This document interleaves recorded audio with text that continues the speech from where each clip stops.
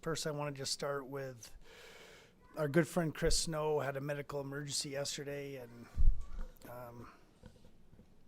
he's been battling ALS for 5 years, and he's in another battle right now. So, our thoughts and prayers go out to Chris, Kelsey, Cohen, and Willa. He's never heard him complain once about this through this 5 years, and it just doesn't seem right to not have Snowy here today with me. But, I was fortunate enough to bring Cohen. Little Snowy's here, and that means more than you know. Thanks, Cohen, for coming today.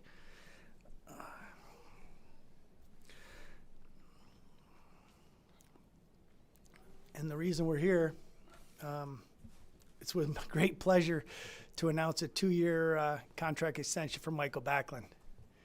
I mean, it seems like yesterday him and I were playing together, and now we're sitting up here, and it's a special day for me. And I know over the course of the summer there's been lots of stuff going back and forth, but, Bax and I have talked about this for a long time, and, he wants to be a Calgary Flames. I couldn't be more than happy to have him be a part of the Calgary Flames, so it's exciting to know that he has an opportunity to do what only one other player in the history of this franchise has done, and that's play 1,000 games as a Calgary Flame with the Jerome McGinley. It's pretty special. You know what? And I couldn't find a better person than Michael. When he was young, we just had so much fun together. Respectful, nice, and when I think of what we want our players to be like, both on and off the ice, this is exactly it. You're not going to find a better person or a better player. So to have him with us for this year and another 2 years with the extension, I couldn't be more than happy. I do want to say I have a special announcement to make. Bax, if you could please just stand up there. So I'll take your jacket off. Yeah. I'd like to welcome Frida, Tilly, and Oliver.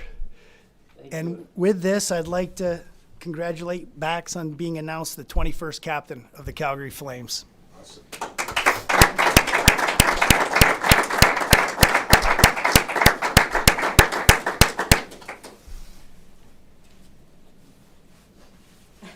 Looks good. Nice. Want me to move out? Here. Old family. Smile like Poppy. Awesome. Good shot.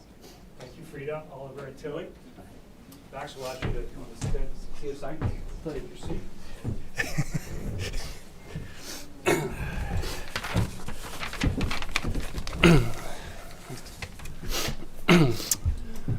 Yeah, I'd like to start where Connie started as well, with the sad news of Snowy.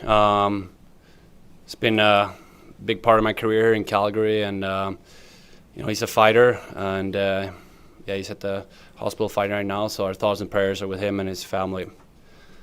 And yes, to switch a little bit, it's tough to have those sad news and happy news the same day. But me and my family are very excited that we decided here to stay in Calgary. This is our home. This is where I've grown up, from being a little boy to a man, and where both our kids are born. Our dog at home, Dexter, is born here in Calgary. It's a very special day for us, special moment for us, and we're very excited to be here for the next 3 years. And we only got one mission in mind now. It's to win here in Calgary. It's to bring the cup back to Calgary. Okay, we'll go into some Q&A from the floor to the dais, and then we will have time for some one-on-ones at the end as well. So we'll go to Eric Francis to start. Georgia, please. Congratulations, Michael. What was the moment when you decided that you were okay with the direction of the organization and that you wanted to stay here and eventually be the captain? Well, last year was really frustrating. It was a tough season, and I have a long history with Tree and Daryl, and it's hard to see them both leave. But at the same time, even before Connie got the job, we had some talks, and I was hoping he would get the job because of the history we have and the smart hockey guy he is and the great person he is. So when Connie got the job, I was really excited. Get the potential to work with him, and along with that, Ryan Haskell was named a coach who I worked with for 5 years here at System, but also back in junior, and it's really exciting times. But it was a big decision for me and my family, and we wanted to take our time and make the right decision. And there were some back and forth over the summer, and once we came back here again and felt the new energy in the room, it all came back to my teammates. It was so great to see everyone and be around them, and the new coaching staff and everyone, Connie and everyone, and get be around the whole organization again. It just felt really special, and I was really excited about it, and felt like this is where we belong. Salam, right here, Jordan. Michael, congratulations. I'm just wondering what specifically about the mood or culture did you notice had shifted from April up until the training camp? What changes did you see, whether in morale or culture compared to last season? Well, everyone's always excited for a new season, and just the way we played last year and the way things went, everyone's excited to come in this year and have with a little chip on their shoulders too, to show that we're a better team, and everyone wants to show they're better as individuals too. So I think that alone just brings a lot of energy, and there's a little touch-ups down in the locker room, and after being here for a long time, it's I enjoy being down in our dressing room, but it's always nice when it's a little fresher, makes it a little freshen up, and and then you can just tell the boys are really excited to prove that we're better than the last year, and wanted to show that this year. Julian, go ahead. Hi, Michael. Congratulations. How much do you think you wanting to stay in Calgary for the next few years could play a role on decisions for Elias and Noah that they have to face for the next little while? Yeah, we'll see. Hopefully, talking to them, they're excited for me, and hopefully they'll make them stay. They're great players, but really good guys off the ice, so great teammates. So I really hope they, lean towards staying. We'll see what happens, but hopefully me staying here can affect them in a good way. Go ahead, Wes. Please. Congrats, Michael. I know we've been asking you for the past however long, what would it mean to be captain? I'm just curious, can you describe when you pull the jersey over your head and see the second C on it, what that means to you? Yeah, it's surreal. It's a very proud moment. I don't think I really realized it's happening. It's been a lot of talks about it, and but it's just an very exciting time, and very proud to wear it. But yeah, it's hard to really take it in, and I think we'll have to take a few days and maybe we're in a game before I really realize it's there. And but yeah, special moment for me and my family today, and something I'm very proud and honored to wear it. It's very special to be captain in a Canadian city, and yeah, I'm very happy to be here, and we're staying. Go ahead, Ryan Leslie, please. Bax, congratulations. As you look around this room, there's pictures of captains of the past, and I wonder, you've talked about kind of what it means. Have you heard from any of these guys? Anybody reached out? And I guess to wear that C, what will it ultimately entail? Well, we just broke the news, so You guys have been reporting it for a while, but it just broke. No, hey, Oliver. I got to meet Iggy this summer. It was great to catch up. We didn't talk about the captaincy then, and I did talk a little bit with Gio in the spring about, just asking about where he's at now, how he feel, and everything that happened. We're, not being in Calgary anymore and all that. So we talked a bit in the spring. I haven't talked to him since then, but yeah, we'll see. We'll see if they reach out. But I had some great leaders here with Gio and Iggy, tremendous captains, great teammates, and it's some big shoes to fill, but I'm gonna do my best. Aaron, go ahead. Congrats, Michael. Just want to ask you, we pretty much quizzed every player on the team what it means to have a captain, and there were several players that singled you out as he's our captain well before this announcement today. I'm just curious your reaction to the support even before this was announced. Yeah, no, it means a lot to me.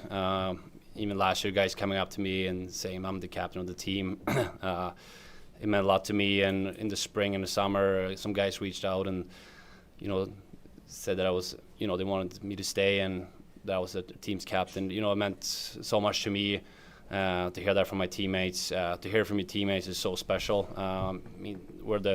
Those are your brothers that you go to war with every night and every day. So it means a lot to me that guys said that publicly and to me. Go back to Salem, please. On that, Michael, a few of the guys said that they looked at you as the captain, but because you felt you didn't have the C on your sweater, you can maybe do things that a quote-unquote normal captain would. So now that you've got the C on your jersey, what are you going to be able to do as a leader or as a captain that maybe you didn't quite get to do, even though everyone before thought you were the captain? Well, it gives you a little bit more of authority, even though, like we talked about, a lot of guys said that I was captain last year. It just adds that authority and confidence for me to know that I am the captain, and easier for me as well to go to the coach or to Connie or whatever it can be and discuss things and this is how the players are feeling or whatever it can be. Just a little different authority I feel will be the biggest difference. Go to Moses. Go ahead, Moses.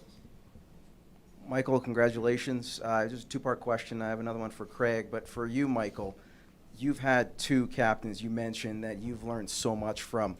What lessons can you take away, or the first things you take away from the guys like a Ginla, from a guy like Mark Giordano, that you can kind of implement yourself? And the second question for you, Craig, would just be, you've seen Michael grow up and mature to the man he is today. What were some of those elements maybe back then when you were a player that you saw in Michael that could be a captain that you notice now? Yeah, I thought of this a little bit today, and Jerome and Gio, weren't the guys that always, weren't talking the full intermission, but when there was something needed to be said, they said it, and they had that.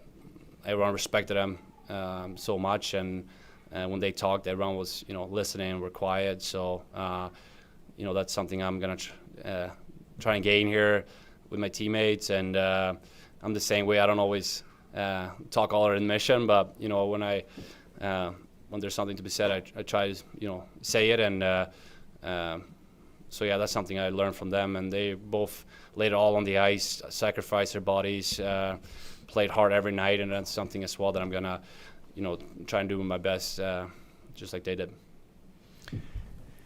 I think the second part of your question was, I see so many similarities, especially the way they take care of themselves. I mean, the reason he's still here and he's playing at a high level, had the best year of his career last year, was because he does everything right off the ice, on the ice, off the ice, take care of himself in the gym.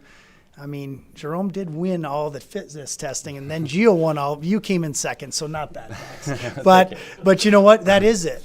I mean, everybody can look up to him. He's in the gym every night. When the captain's in the gym, guess what? Everyone else is in the gym. When he's out doing extra on the ice, they're out doing extra on the ice.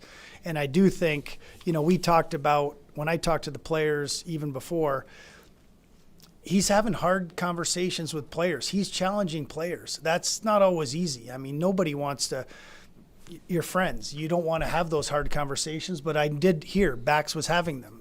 We need more from you. We need, and the one good thing is he's not doing it in front of everybody. He was taking them aside and saying, hey, that's not good enough. If we're going to do well here, we need more from you, and those are the little leadership things that you kind of see, and you've been behind the scenes. But, like I said, off the ice too, what he does in this community, the Flames are about giving back and charity. And, well, he won an award last year for it. I mean, there's no denying what he does away from the rink. And I think that just for, I've talked about having young guys on this team and bringing young guys in. If we're going to have success, I think there's no better person to lead them than Mikael Backlund.